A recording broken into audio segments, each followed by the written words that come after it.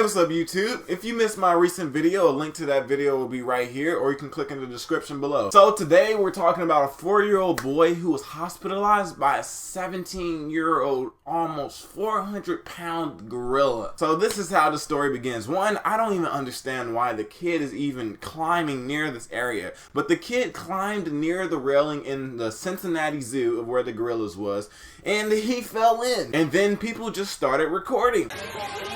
First things first, why aren't you close to your child so he doesn't do something like that? I don't know, man. So what I read in the article, which will be in the link in the description below, this kid started getting tossed and thrown around by the gorilla. That's some really scary and it said that the kid has witnessed several severe injuries. So while all of this is going on, the gorilla has now been agitated. And since he's been harming the kid, which, oh boy, they eventually ended up shooting and killing the gorilla. They had to put him down. And it's crazy how people are like, oh my god, when things like that happen. Like, really, what do you expect? It's like Cat Williams said, you have a real animal, real freaking animal, and then you put him in a fake habitat. I always hated going to the zoo. Main thing is because it always stunk there. I hated that. I don't like the smell. But how would you feel if somebody came and got you from your home and then threw you into an isolated box? And then literally whatever you do in your house, you did that for the rest of your life. And then every day,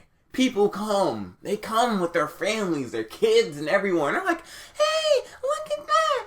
Everybody just pointing, taking pictures of you, laughing. Let's say your girlfriend or your wife is there. Anytime you guys want to get it on, they see that. They bring you a meal almost 3 to 4 times a day. That's it. Sounds like prison if you ask me. Only thing is, it's just you and possibly 2 other people. I'm telling you, it's kind of messed up, man. That's why I'm not surprised when things like this do happen. To be honest, it's like they have their one chance to shine. I remember when Cat Williams was doing stand-up and those people jumped into that cage with the lion, and then the lion just came out of nowhere and just tackled them. You can't have animals where back home they're the king and they rule over everything, and then you put them in a fake habitat where they just gotta sit there. You can't do that. I'm sorry. In all honesty, it's the parents' fault. Why is your kid away from you to where they can crawl over the railing into a place like that? That's bad parenting. Officials also said that the child was between the gorilla's legs when he got shot. So, one, the kid probably is traumatized too. He got tossed and thrown around and probably broke a lot of bones and everything. It just messed him up. And then on top of that, he had to witness another animal being killed right above him. I don't know.